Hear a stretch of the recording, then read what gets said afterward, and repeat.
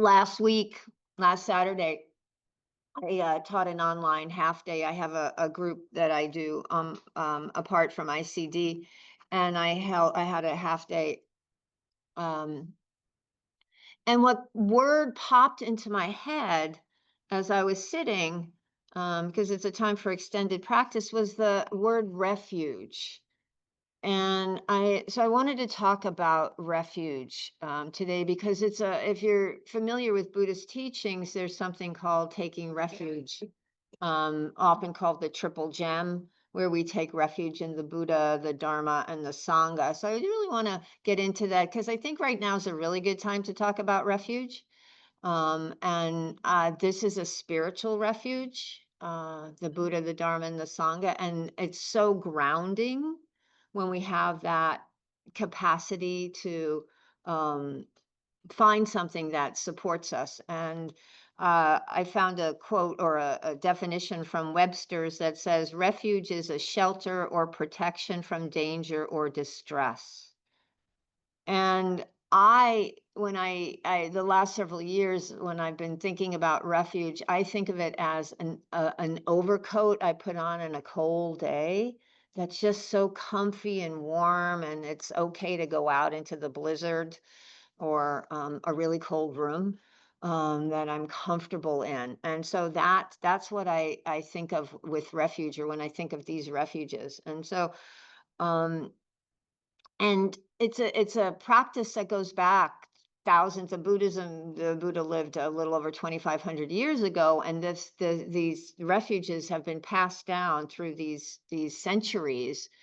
And monastics take the refuges regularly, and I tend to do, or if you go on retreat, if you've ever been on a residential retreat, they take the refuges at the beginning of the retreat. And I like to do it. I do a New Year's Eve intention setting, and that's where I like to formally take the refuges. And there's a chant that goes along with them in Pali, the language the Buddhist teachings were written in, that we take refuge in the Buddha, the Dharma, and the Sangha. And I'm not a chanting person. That's not my practice. There are many people who are, but this is one that I really like because I feel I can really embody it. And so I want to talk about that today. So the first one, and I don't know if I mentioned it. Yeah, I think I did. But we take the three refuges, or taking refuge in the Buddha, the Dharma, the Sangha. And taking refuge in the Buddha is he was a person. So the Buddha was not a deity or a super normal person. He was just a guy. He was born. He lived what they say is a comfortable life. His father was either a prince. He was either a prince or a clan chief. There's a little bit of, nobody knows for sure, but he was well taken care of. And his father tried to protect him from the difficulties of life. And then when he was older, he went, there's just something quite off about this. He had this sense, and that's when he went out with one of his attendants and saw what we talk about as the four messengers. He saw a sick person, an old person, a corpse, and then a sage, a teacher, who was offering teachings about the human condition. For the first time, he was exposed to the human condition. And he said, "What's all this going on? Is this going to happen to me too?" And his attendant said, "Yeah, you too." And so at this point, he left his home and his family to practice and understand the nature of suffering. And he studied with many teachers, and he got really good at what they were teaching, but it just wasn't quite there. And at the end of his working with these other teachers and these other practices, he was in a very aesthetic practice where they were trying to subdue the body, and they thought if they could really take control of the body, they would rise above suffering. And he was living on a few grains of rice a day, and then he's like, okay, this ain't working. And that's when he stopped, and he sat under the Bodhi tree, and he really just stayed where he was and open to the reality of what this is, and the nature of suffering, and how suffering is wanting things to be different or wanting things to be good all the time. And he awakened. And so when we take refuge in the Buddha, we take refuge in the reality or the possibility that we can awaken as well. Because he was, as I said, just a human being. He wasn't anything special. He was just a guy who was really dedicated to finding release from this cycle of doing, what do they call insanity, doing the same thing over, expecting different results. And it's like attachment. No, this will fix me, that'll fix me, this will fix me, that'll fix me. Instead seeing, oh, how can I be with the moment? How can I be right where I am? So that is to take refuge in the Buddha, take refuge in the idea of awakening, and that it's possible. Liberation is possible for each of us, all of us. Just and I love the story on the night of his awakening when Mara, the armies of Mara, which is the personification of greed and hatred and ignorance, were attacking him. And Mara was saying, "Who the hell do you even think you are?" And the Buddha touched his hand to the earth. That's why you see often the hand of the statues touching the earth. The earth bore him witness and said, my translation is just cause you are. You don't have to be anything special, just pursuing this path. Um, And Bhikkhu Bodhi, one of my favorite teachers, says to take refuge in the Buddha means not taking refuge in him as a person, but taking refuge in the fact of his awakening, placing trust in the belief that he did awaken to the truth, that he did so by developing qualities that we too can develop, and that the truths to which he awoke provide the best perspective for the conduct of our life. And when Bhikkhu Bodhi talks about that, he says the Buddha developed compassion and wisdom and discernment. And we can do that too, which leads beautifully, as so many of these teachings do, to the next refuge, which is refuge in the Dharma. The Dharma or the Dhamma, you'll hear both words. One is Sanskrit, one is Pali.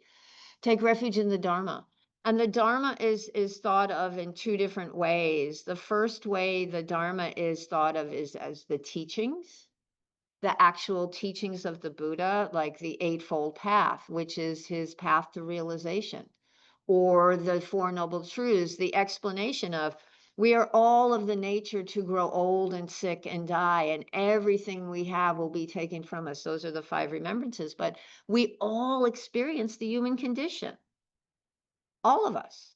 Pema Chodron put it in one of her books, Start Where You Are. She said, even people who are enlightened get snot in their nose when they have a cold.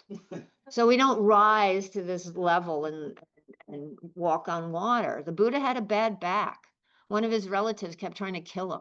So, he was a human being experiencing the human walking through this world with a human body. But he had this perspective, he had this equanimity, this wisdom, this heart that he said was imbued with kindness and compassion and joy and equanimity as a result of this practice, seeing clearly.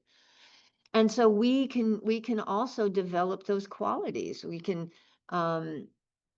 study all the qualities, all the teachings. And what I love is that my tradition and what the tradition of Buddhism that speaks to me is Theravada, the lineage of the elders, which is based on the Pali Canon, the earliest suttas, discourses of the Buddha.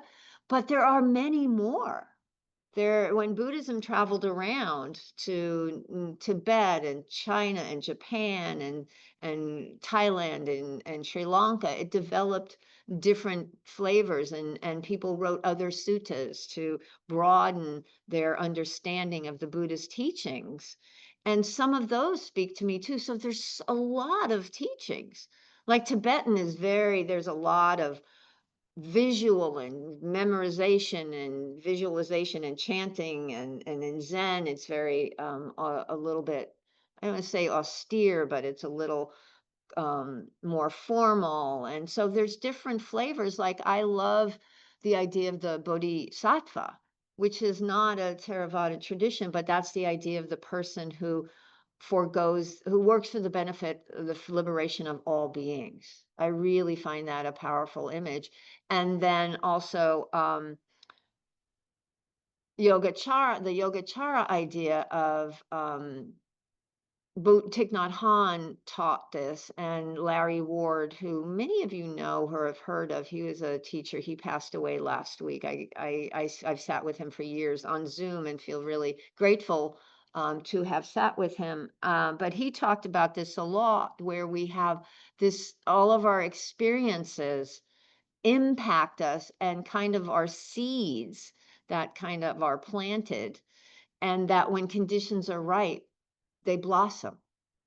And y'all are in the desert, so you know when there's a lot of rain, those flowers bloom that maybe haven't bloomed in years, because conditions are right in the moment. And so this idea that when the conditions are right, these emotions or these feelings are going to show up. And we can't help that.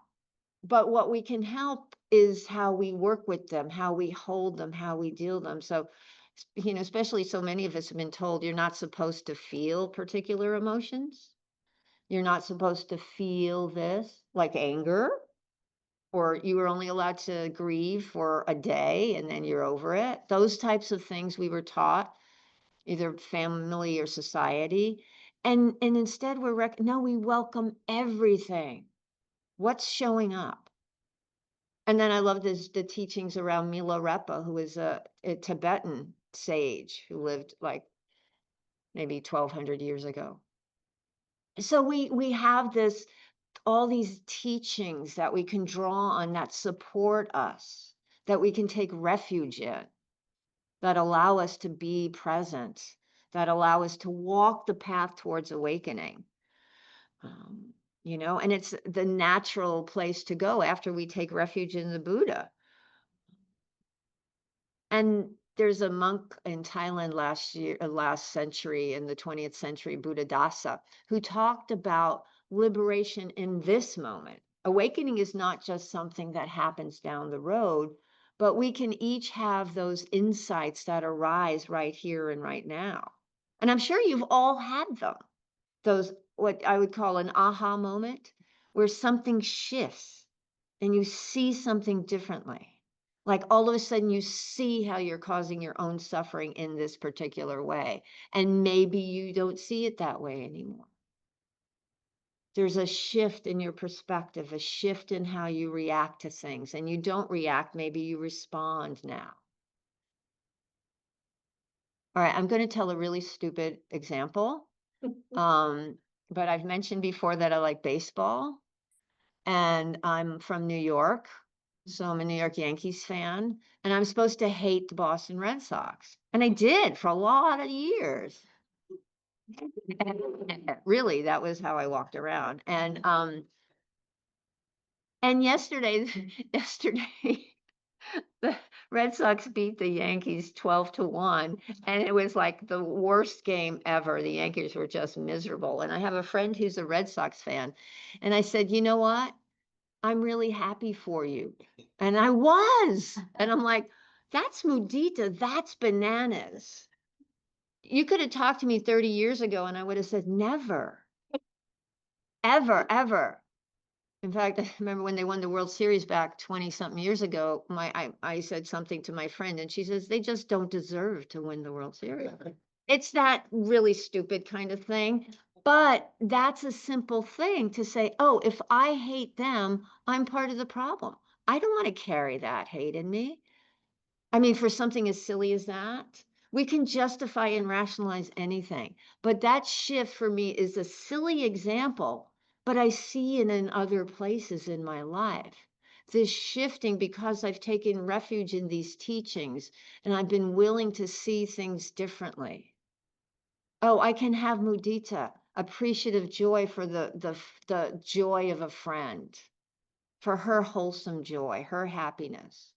And it's like, yay.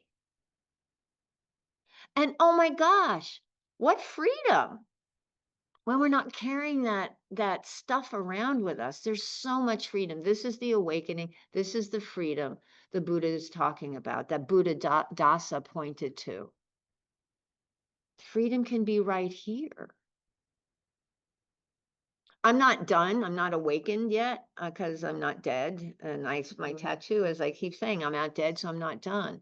But I have moments of freedom that I never had before. That's taking refuge in the Dharma.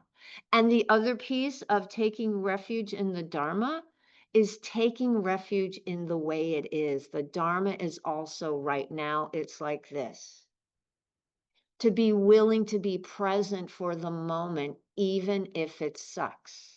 Because this moment can be really bad. And this moment is really bad for a lot of folks. How do I hold that? How do I fully open to what's happening, to where I am? When we lose someone, when someone we care about dies, or if we lose a job, it's like, I don't want to feel it. I don't want to feel it. But yeah, but we open to the grief, we open to the loss, we open to the sadness. How do we do that? That's the equanimity that we get. Right now it's like this. I may not want this. I may be able to work to change something, but right now it's like this. How do I turn towards the reality? That's taking refuge in the Dharma. Right now it's like this. This is the way it is. It can't be different. In this moment, it's this. So making space for reality is a really powerful part of this refuge. I don't need it to be different to be okay. I can stand in this moment. I can feel all the feelings. I was listening to a podcast on the drive out here, and they were talking about joy as resistance and the reality of that, and to recognize that we can be fully present. And when we allow joy in, or if we don't allow unpleasant feelings in, when we put up walls around ourselves, we're not just blocking out the discomfort, we're blocking out the joy as well, because the wall doesn't let anything in. We're shutting down to feeling.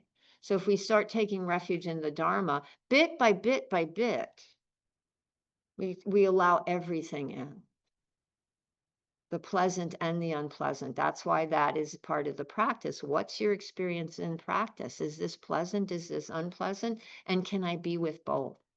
And the vast majority of experiences are neither. They're pretty neutral. You know, we go to the store, we would push our cart around, we get in our car, we come back. Pretty neutral. But the mind sometimes says, oh, neutral is boring. How can I shake something up? But being present for whatever it is, that's the invitation. And when we can see clearly, then we can see where we're attached. And that's where the suffering starts, the dukkha, attachment to something. I want something to be different, or I want it to be a particular way. And can we let go of needing things to be the way I want them, letting go of expectations? There's such a freedom there. I think I've mentioned it before. Bhikkhu Analayo said that some of the Buddha's teachings can be summarized in 5 letters. LETGO. Let go of needing it to be different. Yeah, I have this quote. I don't know where it came from, but it's like, I stand with being at peace with whatever arises. So the final piece of this is refuge in the sangha. And I think this is really important because we cannot do this alone. And that's really, it can be a challenging idea, especially if you were raised in this culture that we have in this country of rugged individualism and everybody pulling themselves up by their own bootstraps, which is such a myth. I can't build a house. I can't grow my own. I mean, I could, but I would be dead years ago if I had to do that. Do all the things I need to survive. I can't do this. So to acknowledge that, and the spiritual path, the path to awakening, is no different.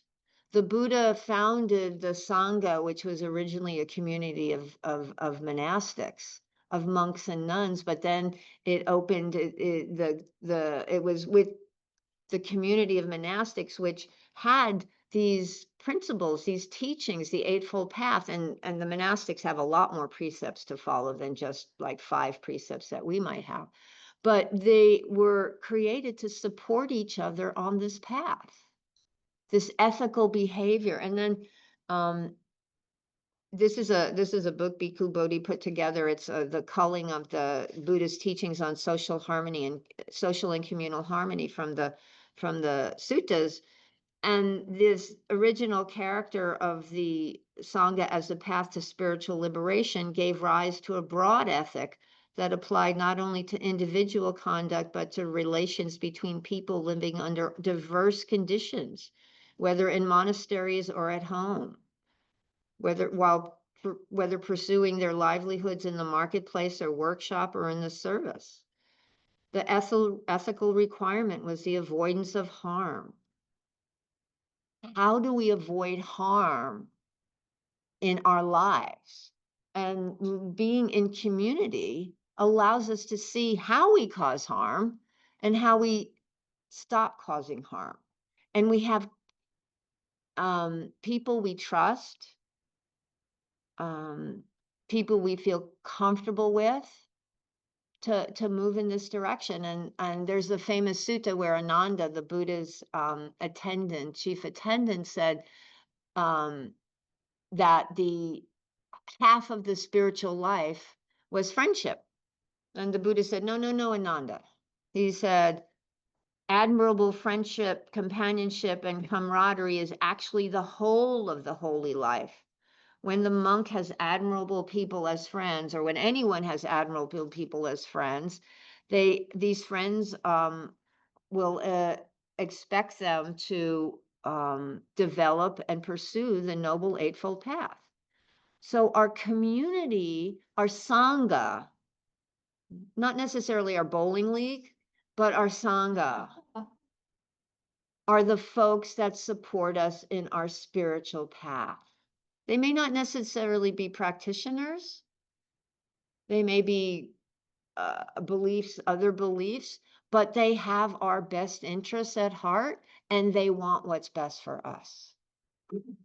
They want us to move towards awakening.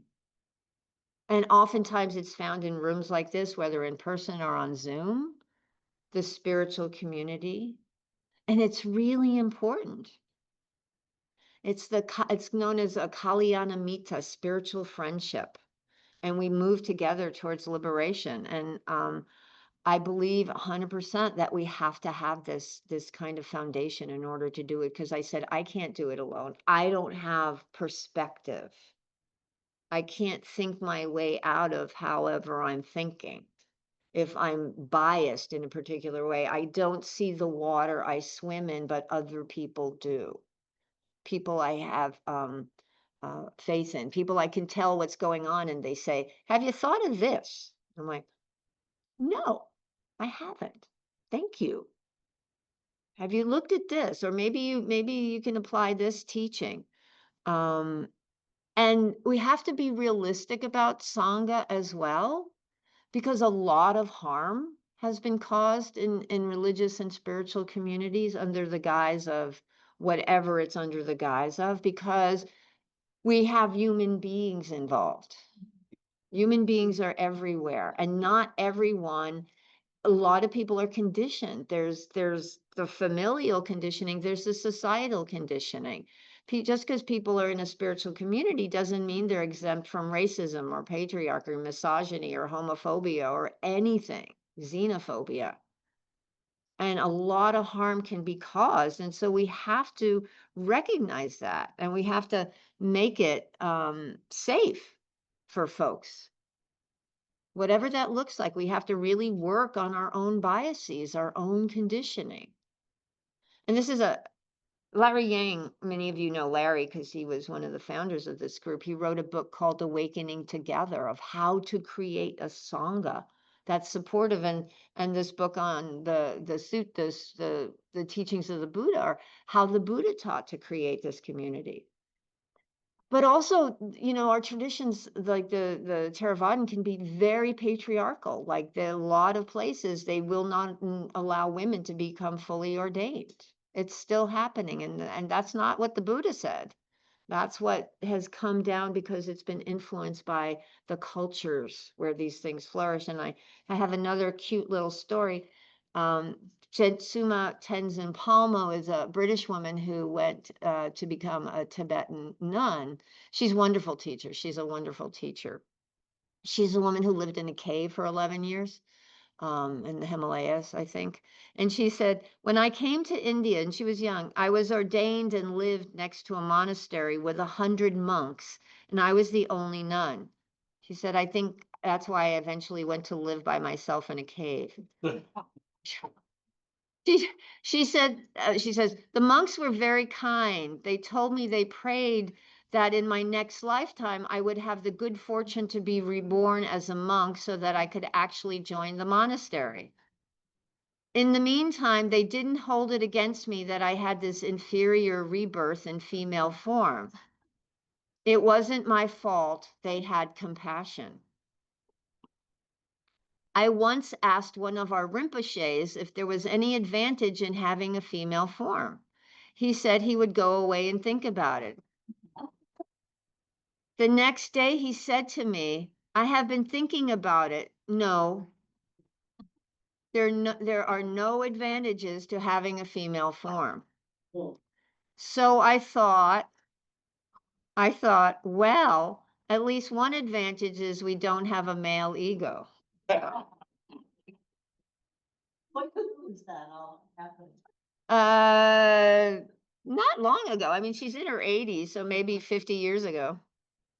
Um, I believe she's in her 80s, 70s or 80s. So it was about probably 50 or 60 years ago, but not that long ago. And if you went there, they would give you the same response. It's very cultural, and it's not even in the US. And so it's not like over there. It's here. There's monks adamantly opposed to bhikkhuni nuns ordination, full ordination. So it's everywhere. So we have to work. How do we support these folks? All. How do we make this sangha comfortable and safe for everyone? And then also Thich Nhat Hanh said, don't look for a perfect sangha because there are no perfect sanghas. If you find a place that you enjoy, work to make it better as a community. And I think it's really important. Sangha doesn't have to have 100 people, doesn't have to have 40 people. It could just be, you can have a sangha of 5 people that you connect with, that support you in your journey to awakening, because this is about awakening. This is about liberation and wanting liberation, not just for ourselves, but for all beings. How do we work towards that? And Lama Rod Owen said something that I think is really important. He said, we can't do the work of the world until we have something in the world to hold us. And that's what the Sangha is. And that's where we let our hearts break open. That's where we learn to be present for the reality of this moment without any of our lenses. We can be fully present and open. Really allow our hearts to break open, because that's where the freedom is. We can be present for everything, the 10,000 joys and the 10,000 sorrows. So important, and our Sangha can hold us, whatever our Sangha looks like, whatever our Sangha looks like. So with these teachings about the triple gem and the refuge and the Buddha and the Dharma and the Sangha, as with most of these teachings, at least in my experience, we hear them at an intellectual level, like the Eightfold Path or the Four Noble Truths or any of the things. We have the intellectual listening and kind of understanding, but as we practice, they move from the head to being much more embodied. We see these things more clearly. Oh yeah, I trust that there's an awakening, whether it's today or tomorrow or just for a moment or only in this particular place. But there's a freedom, and I've tasted the freedom, and I'm going to keep going. So I trust that if I keep going in this direction, So there's that embodied. I don't even have to think about it anymore. And the same thing with the Dharma, the trust in the teachings. They hold me and trust that right now it's like this. Oftentimes I'm not. I'm trying to figure out a way to do something different, but then go, oh yeah, right here. Where are my feet? And then community. I think community is so important. We have to have our people, whatever wherever they are, that will support us in our path. So so um and we are all experiencing the human condition. We all have this commonality. So I invite you to work towards your freedom. Embrace what makes sense for you in this moment. That takes you on a path to liberation and freedom and doesn't leave anybody, has no intention to leave. Now, we can't save everyone ourselves, but we walk with an intention that everybody's free. But did Franny Lou Hamer said, ain't nobody free till everybody's free. And that's true. So I invite you to reflect on Buddha Dharma Sangha and what this refuge means for you and how it might be unfolding in your lives. And here we are in Sangha. So something is clicking somehow. So thank you so much, my friends, for being here. Thank you so much for your kind attention. And I hope this has been of some benefit. So thanks. And any questions, any thoughts? So I think we're it. We have 2 minutes left. So I want to say thank you again, folks. And if you have any questions, please feel free to talk after or drop me a note. I'm not sure who's teaching next week, but someone will be here. Ev- Oh, Beth Mulligan is going to be here. Yay, Beth's wonderful. Yeah, so Beth will be here. And we have Tuesday night meditation as refuge online, Wednesday peer sit, just sit, Friday meta afternoon with Ian. All those are online. This is in person. Again, if you want to volunteer to help host this morning, you can sign up there. Couple of baskets for Donna. Your support is greatly appreciated. And again, in the chat on Zoom, there's a link. And so remembering, my friends, that we don't just practice for our own benefit, but we practice for the benefit of all beings. May all beings be free.